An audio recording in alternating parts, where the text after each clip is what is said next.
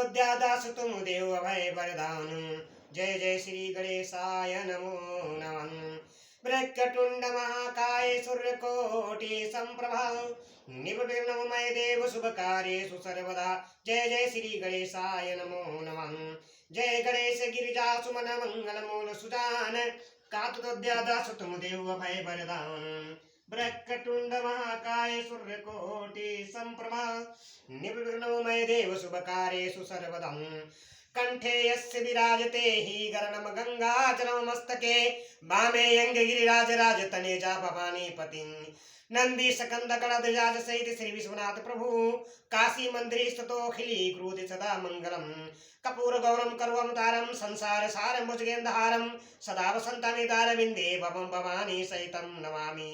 कलिदंडवत सप्रेम द्विज शिव सनूक करजोरी विनय करत कत कत सुर समुज घोर गति मोरी। बोलो हर हर महादेव सदा जय जयकार। अखंड नंद बोधाय शिष्य संताप हरिणे सच्चिदानंद रूपाय तस्मै श्री गुरुवे नमः।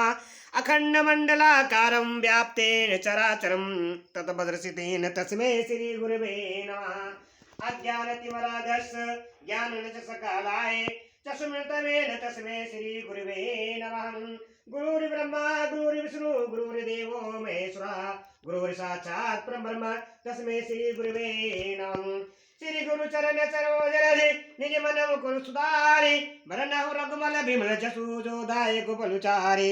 बुद्धिहीन तनु जानिके सुब्रह्म पवन कुमार बल बुद्धि विद्या देव मोहि हरहु कलेश विकार। हे संकट मोचन महाविष्णु सदा जय जयकार।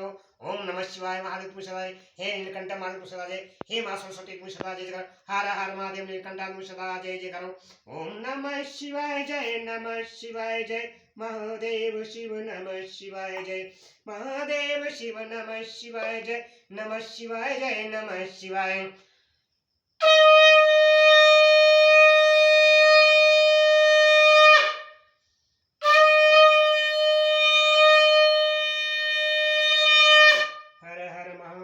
शंभो विनाशिनी मंगलकारी नमस्ते तुम सदा जय जयकारो।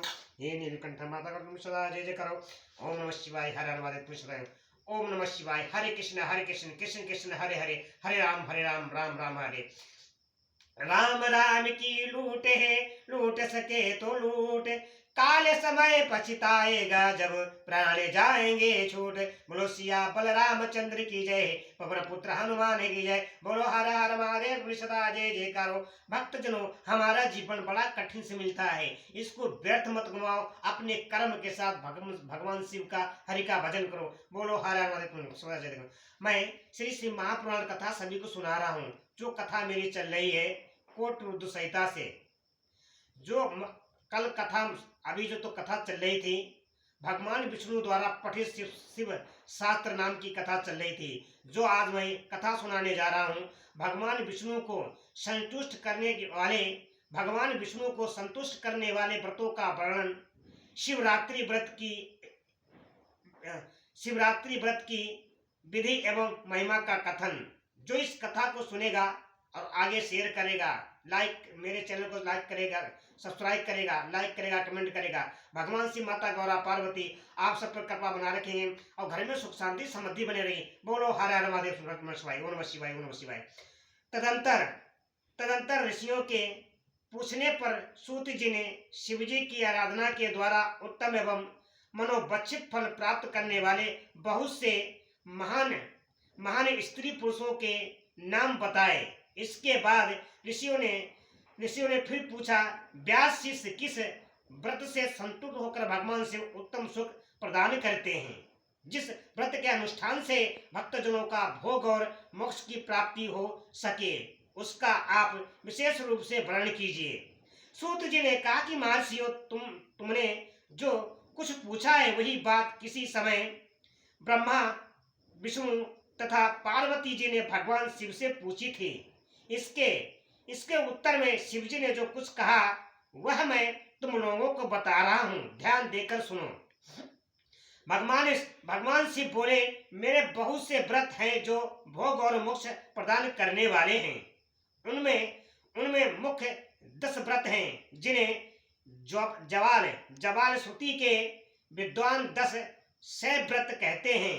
धिज्जों को सदा यंत्र पूर्वक इन व्रतों का पालन करना चाहिए। प्रत्येक अष्टमी को केवल रात में ही भोजन करें। विशेषता कृष्ण पक्ष की अष्टमी को भोजन का सर्वथा त्याग कर दें। शुक्ल पक्ष की एकादशी को भी भोजन छोड़ दें, किंतु कृष्ण पक्ष की एकादशी को रात में मेरा पूजन करने के पश्चात भोजन किया जा सकता है। शुक्ल पक्ष की त्रयोदशी को तो रात में भोजन करना चाहिए, परंतु कृष्ण पक्ष की चतुर्दशी को शिव व्रतधारी पुरुषों के लिए भोजन का सर्वथा निषेध है। दोनों पक्षों में प्रत्येक सोमवार को पर्यंत पूर्वक केवल रात में ही भोजन करना चाहिए। इस शिव के व्रत में तत्पर रहने वाले लोगों के लिए यह अनिवार्य नियम है। इन सभी व्रतों में व्रती की पूर्ति के लिए अपनी शक्ति के अनुसार शिव भक्त ब्राह्मणों को भोजन कराना चाहिए। धिज्जों को इन सब व्रतों का नियम पूर्वक पालन करना चाहिए। जो धिज इनका त्याग करते हैं वे चोर होते हैं।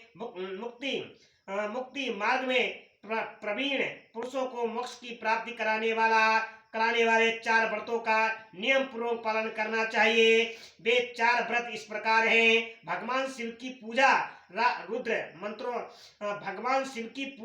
रुद्र मंत्रों का जाप, शिव मंदिर में उपवास तथा काशी में मरण ये मोक्ष के सनातन मार्ग हैं। सोमवार की अष्टमी और कृष्ण पक्ष की चतुर्दशी इन 2 तिथियों को उपवास पूर्वक व्रत रखा जाए तो वह भगवान शिव को संतुष्ट कराने वाला होता है। इसमें अन्यथा विचार करने की आवश्यकता नहीं है। इन चारों में भी शिवरात्रि का व्रत ही सबसे अधिक बलवान है। इसीलिए भोग और मोक्ष रूपी फल की इच्छा रखने वाले लोगों को मुख्यतः उसी का पालन करना चाहिए। इस व्रत को छोड़कर दूसरा कोई मनुष्यों के लिए हितकारक व्रत नहीं है। यह व्रत सबके लिए धर्म का उत्तम साधन है। निष्काम अथवा सकाम भाव रखने वाले सभी मनुष्यों, वर्णों, आश्रमों, स्त्रियों और बालकों, दसों दासियों तथा देवता आदि सभी देहधारियों के लिए यह श्रेष्ठ व्रत हितकारक बताया गया है। माघ मास के कृष्ण पक्ष में शिवरात्रि तिथि का विशेष महात्म्य बताया गया है। जिस दिन आधी रात के समय तक वह तिथि विद्यमान हो उसी दिन उसे व्रत के लिए ग्रहण करना चाहिए। शिवरात्रि करोड़ों हत्याओं के पाप का नाश करने वाली है। केशव उस दिन सवेरे से लेकर जो कार्य करना आवश्यक है उसे प्रसन्नता पूर्वक तुम्हें बता रहा हूँ। तुम ध्यान देकर सुनो। बुद्धिमान पुरुष सवेरे उठकर बड़े आनंद के साथ स्नान आदि नित्य कर्म करे, आलस्य को पास न आने दे। फिर शिवालय में जाकर शिवलिंग का विधिवत पूजन करके मुझ शिव को नमस्कार करने के पश्चात उत्तम रीति से संकल्प करें।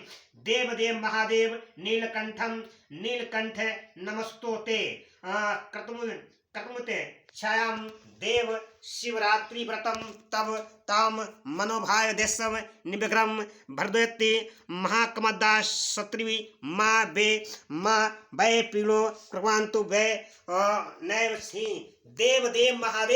देव महादेव नीलकंठ मैं आपको नमस्कार करता हूँ। देव महादेव नीलकंठ आपको नमस्कार है।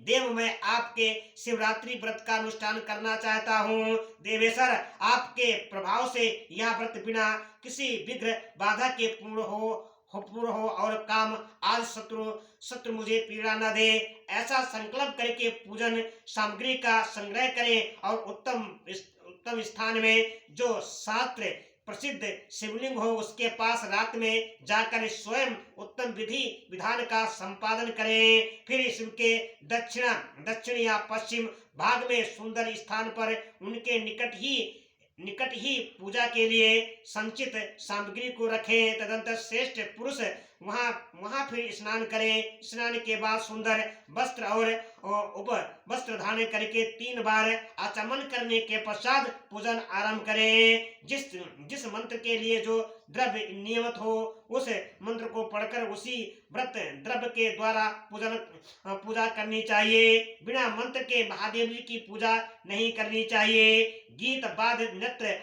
आदि के साथ भक्ति भाव से संपन्न हो रीति के प्रथम पहर में पूजन करके विद्वान पुरुष मंत्र का जाप करे। यदि मंत्रज्ञ पुरुष उस समय श्रेष्ठ पार्थिव लिंग का निर्माण करे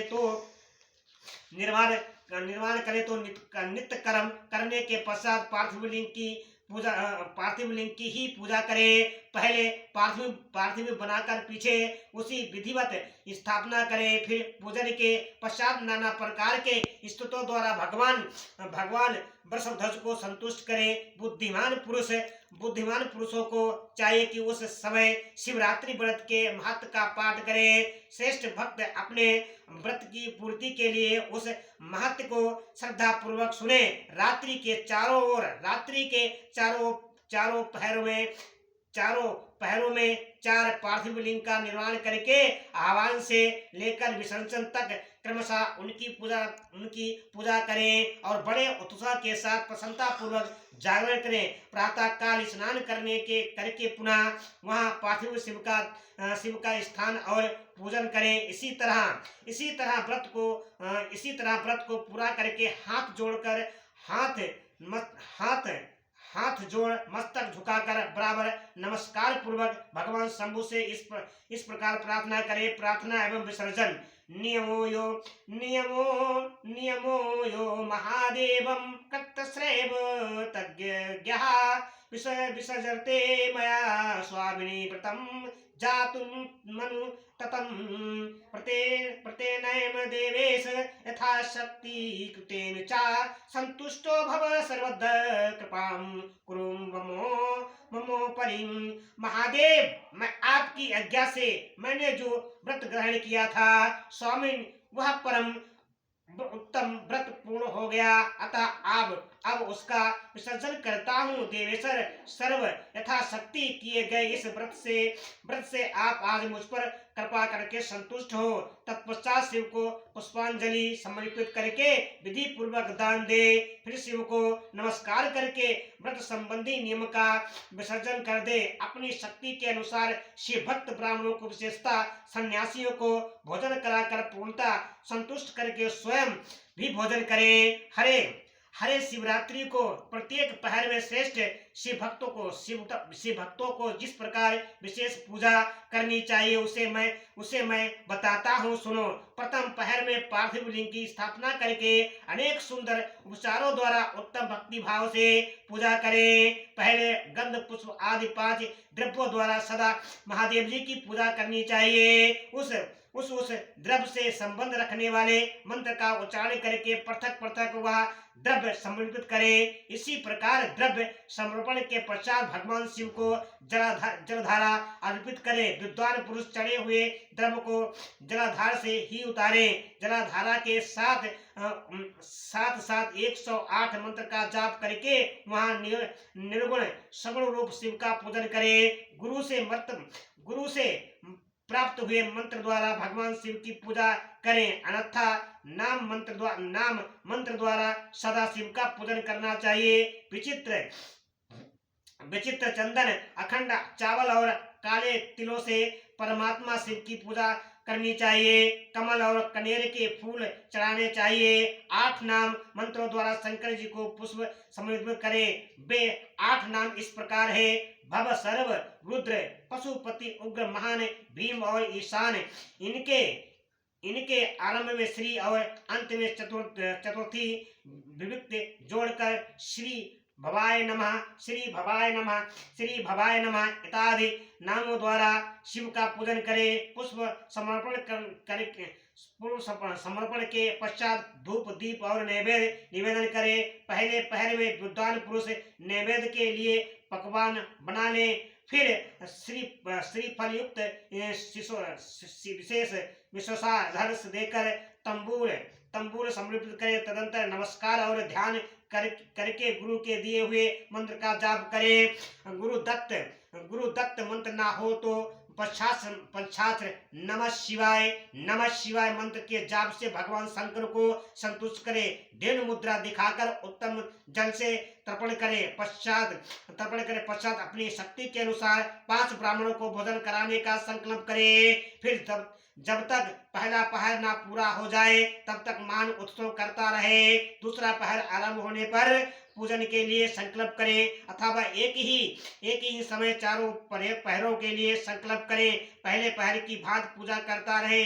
पहले पूर्वोक्त द्रव्यों से पूजन करके फिर जलाधारा समर्पित करें। प्रथम पहर की अपेक्षा दुगने मंत्रों का जाप करके शिव की पूजा करें। पूर्वक तिल जौ तथा कमल पुष्पों से शिव की आराधना करें। विशेषता बेल पात्रों से परमेश्वर शिव का पूजन करना चाहिए। दूसरे पहर में बिजौरा नींबू के साथ अदर देकर खीर का निवेदन करें। जनार्दन इसमें पहले की अपेक्षा मंत्रों की दोगुनी आवृत्ति करनी चाहिए। फिर ब्राह्मणों को भोजन कराने का संकल्प करें। शेष सब बातें पहले की ही भांति तब तक करता रहे जब तक दूसरा पहर पूरा ना हो जाए। तीसरे पहर के आने पर पूजन तो पहले के समान ही करें, किंतु जौ के स्थान में गेहूं का उपयोग करें और आग के फूल चढ़ाएं। उसके बाद नाना प्रकार के धूप नैवेद्य दीप देकर पुए का नैवेद्य भोग लगाएं। उसके साथ भांति के शाक भी अर्पित करें। इसी प्रकार पूजन करके कपूर से आरती उतारे। अनार के फल के साथ अदर दे और दूसरे पहर की अपेक्षा दुगना मंत्र जाप करें। तदंतर दक्षिणा सहित ब्राह्मण भोजन का संकल्प करे और तीसरे पहर के पूरे होने तक पूर्वव्रत उत्सव करता रहे। चौथा पहर आने पर तीसरे पहर की पूजा विसर्जन कर दे।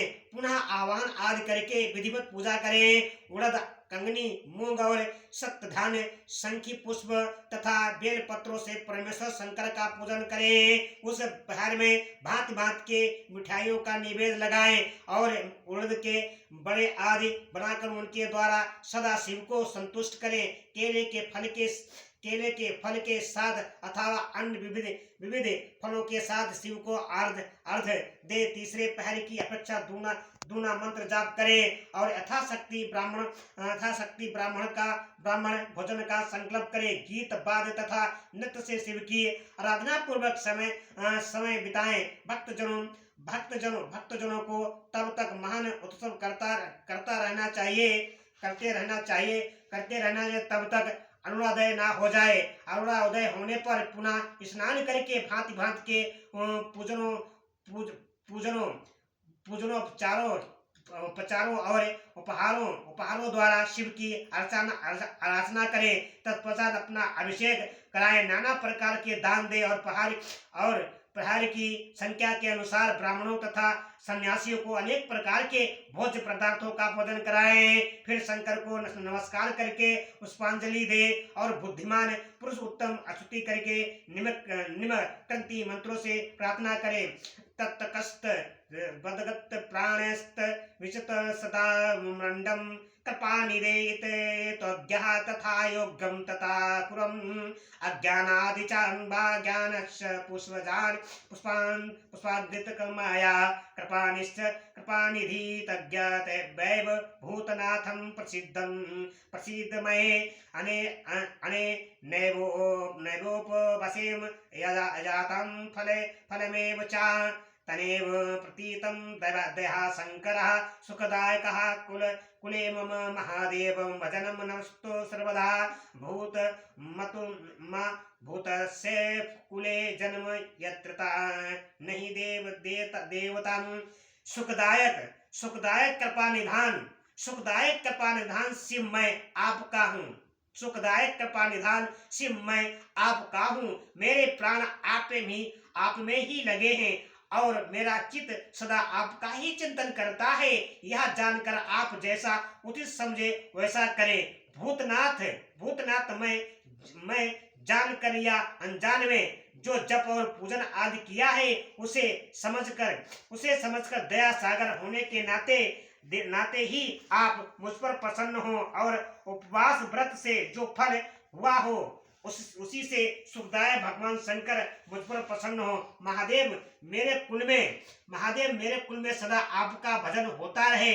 जहाँ के आप इष्ट देवता ना हो उस कुल में मेरा कभी जन्म ना हो। इसी प्रकार प्रार्थना करने के पश्चात भगवान शिव को पुष्पांजलि समर्पित करके ब्राह्मणों से तिलक और आशीर्वाद ग्रहण करें। तदंतर शंभु का विसर्जन करें। जिसने इस प्रकार व्रत किया हो उसे मैं दूर नहीं रहता। जिसने इस प्रकार व्रत किया हो उससे मैं दूर नहीं रहता। इस व्रत के फल का वर्णन नहीं किया जा सकता। मेरे पास ऐसी कोई वस्तु नहीं है जिसे मैं शिवरात्रि व्रत करने वाले के लिए मैं दे ना डालूं। जिसके द्वारा अन्यास ही इस व्रत का पालन हो गया उसके लिए भी अवश्य ही मुक्ति का बीज बो दिया गया।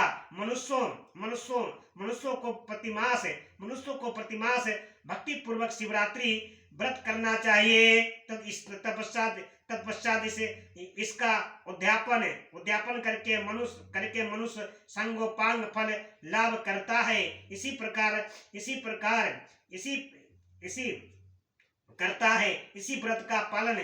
व्रत का पालन करने में मैं शिव निश्चय ही उपासक के समस्त दुखों का नाश कर देता हूँ और उसे भोग मोक्ष आदि संपूर्ण मनोबक्षित फल प्रदान करता हूँ। सूत जी कहते हैं, महर्षियों, भगवान शिव का यह अत्यंत हितकारक और अद्भुत वचन सुनकर श्री विष्णु अपने धाम को लौट आए। उसके बाद इस उत्तम व्रत का अपना हित चाहने वाले लोगों में प्रचार हुआ। किसी समय केशव ने नारद जी से भोग और मोक्ष देने वाले इस दिव्य शिवरात्रि व्रत का वर्णन किया था। बोलो हर हर महादेव, सदा जय जयकारो। ओम नमः शिवाय, ओम नमः शिवाय, जय महादेव शिव नमः शिवाय। मैंने भक्तजनों एक कथा सुनाई है। भगवान भोलेनाथ ने विष्णु भगवान को महाशिवरात्रि की व्रत कथा सुनाई थी। जो इस कथा को सुनेगा और आगे शेयर करेगा और ध्यान लगा के सुनेगा, मन लगा के सुनेगा, भगवान शिव, माता गौरा, पार्वती आप सब पर कृपा बना रखेंगे और घर में सुख शांति समृद्धि मिलेगी। जो भी इंसान इस कथा को पूरा सुने तभी कथा आपको सभी को समझ में आएगी। बोलो हर हर महादेव, सदा जय जयकार। ओम नमः शिवाय, ओम नमः शिवाय, जय महादेव शिव नमः शिवाय। ओम नमः शिवाय, जय नमः शिवाय, जय नमः शिवाय, जय नमः शिवाय।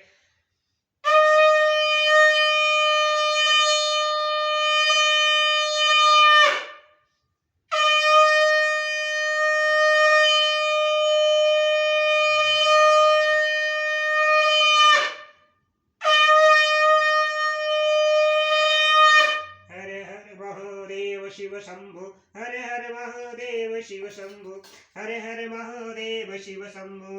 राम राम की लूट है, लूट सके तो लूट, काल समय पछताएगा जब प्राण जाएंगे छूट। भक्तजनों, हमारा जीवन बड़ा कठिन से मिलता है, इसको व्यर्थ मत गवाएं। अपने कर्म के साथ भगवान शिव हरि का भजन करें। बोलो हर हर महादेव, तुम्हें सदा जय जयकार। ओम नमः शिवाय, ओम नमः शिवाय।